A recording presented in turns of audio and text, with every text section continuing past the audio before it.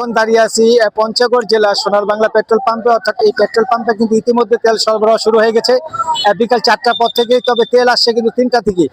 আর এই তেলের আসবে এই খবর শুনে সাধারণত কিন্তু মোটরসাইকেল যারা চালক আছেন তারা কিন্তু সকাল 10টা থেকে কিন্তু অপেক্ষা করছিলেন দীর্ঘ লাইন ধরে।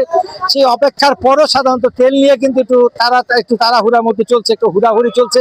কারণ তেলের যে আসলে চাহিদা, তেলের যে আসলে সংকটটা দেখা দিচ্ছে, সেটা আসলে এই জনগণকে, এখানকার যদি মানুষকে না দেখানো যায় তাহলে আসলে বোঝা যাচ্ছে না তেলের কি পরিমাণ সংকট পড়েছে। তবে পঞ্চগড় জেলায় 26টি পেট্রোল পাম্প রয়েছে। 26টির মধ্যে 5 উপজেলায় প্রতিদিনই আসলে 5 থেকে 6টি পেট্রোল পাম্পে তেল সরবরাহ করা হচ্ছে। তবে তেল কিন্তু আসলে চাহিদা মতো পাচ্ছেন। আপনি নিশ্চয় লক্ষ্য করবেন যে এই যে তেলের যে আসলে মানুষের যে চাহিদা, বিশেষ করে পেট্রোল এবং অকটেল এবং ডিজেল, কোনো পাম্পে পেট্রোল দেওয়া আছে, কোনো পাম্পে ডিজেল দেওয়া আছে, কোনো পাম্পে অকটেন দেওয়া আছে। তবে তারা কিন্তু আসলে চাহিদা মতো কিন্তু আসলে তেলটা পাচ্ছেন। একটা মানুষের সাধারণ যে চাহিদা রয়েছে, প্রতিদিনই মনে করেন যে গড়ে 2 থেকে 3 লিটার তেল, সেভাবে কিন্তু আসলে ক্রেতারা কিন্তু আসলে পাচ্ছে না। ফলে তাদের যে প্রয়োজনীয় ব্যবসা বাণিজ্য বা অন্যান্য কাজে যারা চাকরি বাকরি করেন তারাও কিন্তু আসলে একটা খুব দুর্বিষহ অবস্থার মধ্যে পড়ে গেছেন। কারণ এই তেল না বলে আসলে তারা কিন্তু সময় মতো কিন্তু তাদের কর্মস্থলে কিন্তু তারা যেতে পারছেন না।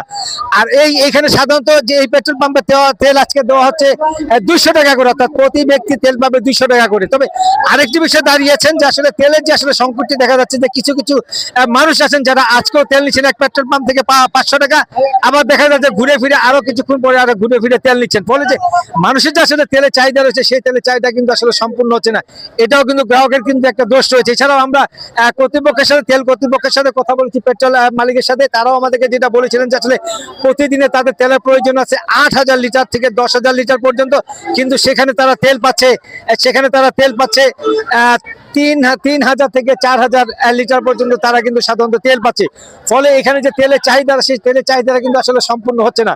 আমরা ক্রেতাদের সাথেও কথা বলেছি, ক্রেতারাও যেটা বলেছিলেন যে আসলে তাদের চাহিদা মতো তেল না পাওয়ার ফলে কিন্তু তারা একটা বিপদগ্রস্ত অবস্থার মধ্যে পড়েছে। তারপরেও ঠেকার পরে অর্থাৎ প্রয়োজনীয় যে তেলটা, সেই তেলটা আসলে যতটুকু দরকার হয় ততটুকু তারা কিন্তু নিয়ে কিন্তু তারা চলাফেরা করছে। তবে তারা কিন্তু সন্তুষ্ট নয়।